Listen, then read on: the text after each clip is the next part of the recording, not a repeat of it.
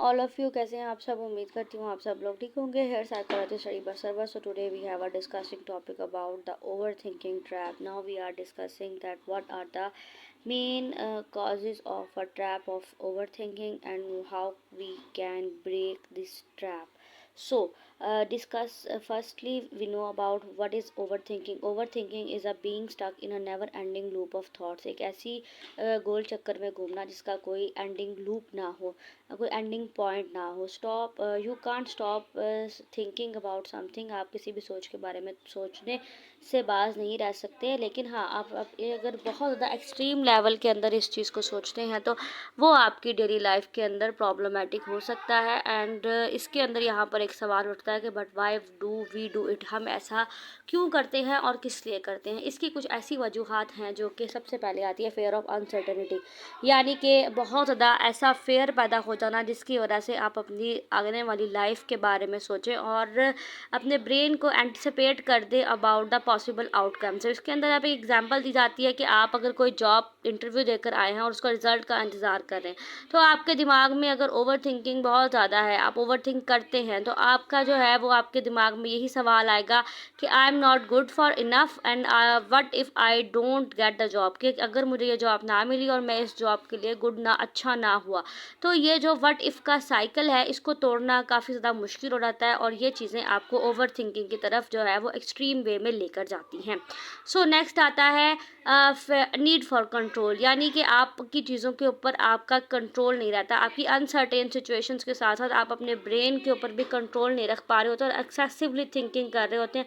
ये थिंकिंग आपके relationship problems को, आपको your over thinking partners, action और वर्ड्स की वजह से काफ़ी ज़्यादा प्रॉब्लम्स हो जाती हैं आपकी लाइफ के अंदर, क्योंकि आपका खुद पर या अपने दिमाग पर इस तरह से कंट्रोल नहीं होता. आप चीज़ों को पॉजिटिव सोचने की कोशिश भी करते हैं तो फिर भी कहीं ना कहीं एक नेगेटिव एस्पेक्ट जो है वो इतना इन्फ्लुएंस हो जाता है जिसकी वजह से ओवर थिंकिंग जो है वो बहुत ज़्यादा क्रिएट हो जाती है और आप अपने रिलेशनशिप्स को, अपनी फैमिली मेम्बर्स को अपने एक्शंस और अपने वर्ड्स से जो है वो डिस्टर्ब कर देते हैं. उसके बाद आता है पास्ट एक्सपीरियंसेस. इसके अंदर पास्ट एक्सपीरियंस अपना एक इंपॉर्टेंट रोल प्ले करता है, कंट्रीब्यूट करता है, क्योंकि कोई भी ट्रॉमेटिक इवेंट या स्ट्रेसफुल इवेंट जो है जो पास्ट से रिलेटेड हो वो आपके ब्रेन के ऊपर अपना इन्फ्लुएंस डालता है और उससे ओवर थिंकिंग का वे जो है वो काफ़ी ज़्यादा प्रॉब्लमेटिक हो जाता है. आप बहुत ज़्यादा प्रोटेक्टिव हो जाते हैं over self from further harm. अगर आप अदर किसी रिलेशनशिप में आपको अपॉर्चुनिटी मिलती है या आपको ऑप्शन मिलती है फॉर अदर रिलेशनशिप, तो आप उसके अंदर नहीं जाते. आप उसके बारे में, हालांकि बेशक वो पॉजिटिव हो,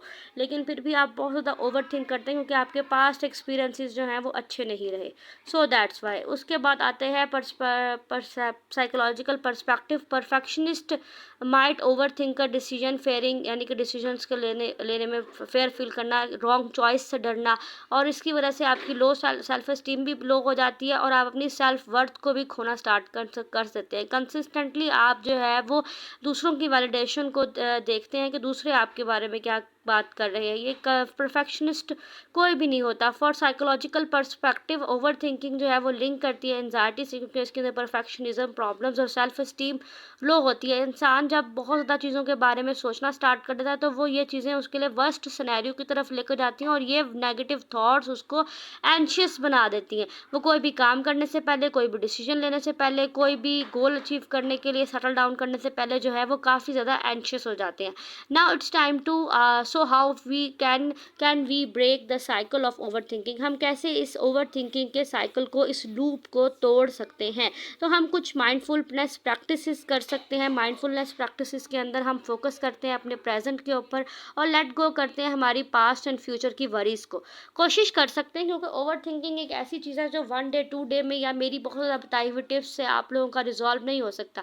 इसको ओवरकम करने के लिए आपको एक थोड़ा टाइम लगता है. आप आहिस्ता आहिस्ता चीज़ों की जब प्रैक्टिस करते जाते हैं तो आपको टाइम लगता है. 10 दिन, 15 दिन, 20 दिन, महीना, 2 महीने, ये आपका टाइम ड्यूरेशन हो सकता है कि आपको अपनी वरीज से निकलने में और अपने प्रेजेंट को फोकस करने में टाइम लगे. फिर चैलेंज और negative thoughts. Ask your self कि जो रियलिटी है, जो चीज़ें आपकी ज़िंदगी में इम्पॉर्टेंट हैं, उनके ऊपर आप फोकस क्यों नहीं करते.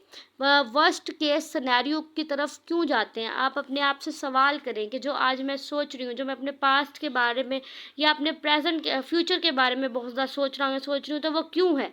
मैं अपनी प्रेजेंट पे क्यों फोकस नहीं करता। आज जो खुशी मिली है उसको एंजॉय करें। Set your boundaries, get yourself a thinking time limit and stick on it.